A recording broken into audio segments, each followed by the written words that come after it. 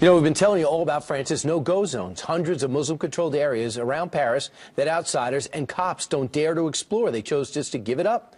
We have them here in the United States, too. I bet you did not know that. Nearly 24 enclaves popping up across 9 different states. And watch what happens when a stranger or an outsider tries to step inside.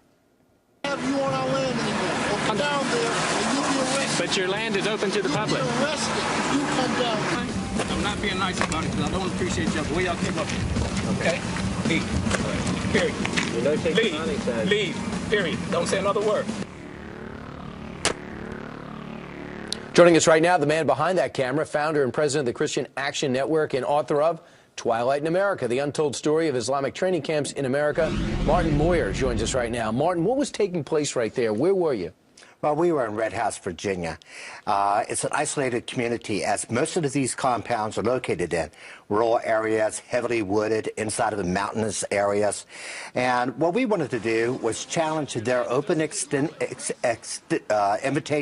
to actually come onto these compounds and see whether they were peaceful or not. So we brought our cameras, we tried to get on, and this is how we got treated. And quickly, this is the whole thing that we're seeing here. What goes on in these campuses? A lot of people say, hey, there are Jewish camps in this country, Christian camps in this country. Why can't we have a Muslim camp? Because these are truly no-go zones. Unlike the ones in Europe, which I have visited, you can actually walk into those no-go zones. You can walk in with your cameras, you can talk to people, but in these particular no-go zones, you cannot get into. They have gates, they have armed guards, they have security forces, and when you go up into them, you're specifically told to leave these particular areas, and they're particularly dangerous. And we're watching right now. Where are we seeing this footage from? This is a video they put out for the people inside of the compounds so that they learn how to do terrorist-type training. They teach them how to kidnap people, how to strangle them, how to kill guards, how to do guerrilla-type warfare training. And this is what goes on in these isolated no-go zones inside the United States. In America, name some states, name some areas, because you also say they're affiliated with a Pakistani militant group.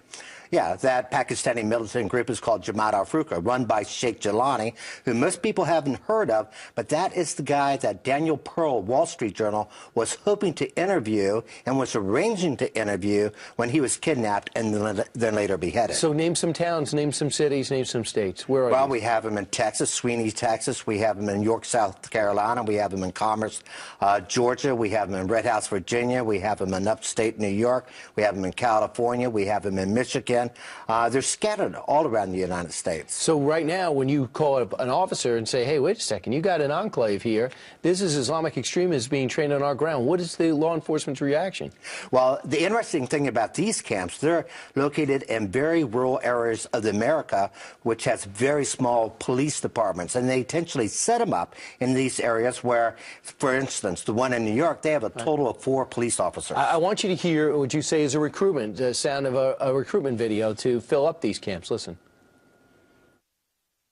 You're most welcome to join one of our, advanced training course in Islamic military warfare, or in Michigan, or in South Carolina, or in Pakistan, wherever we are, you can reach us. Where'd you get that? Well, actually, it took about 4 years to actually locate that video. We knew it existed, and we had someone inside of a law enforcement department out of Colorado who snuck us the tape, and finally we were able to make it public. FBI's reaction? FBI's reaction is that, look, they have the First Amendment and other American rights to operate these enclaves in the United States, regardless of the type of weapon training, guerrilla warfare training that's going on inside of them. It's not okay with me, and it certainly doesn't seem to be okay with you. Martin Moyer, thanks so much, President and CEO of the Christian Action Network. Thank you for letting me be here. And we'll keep looking at this.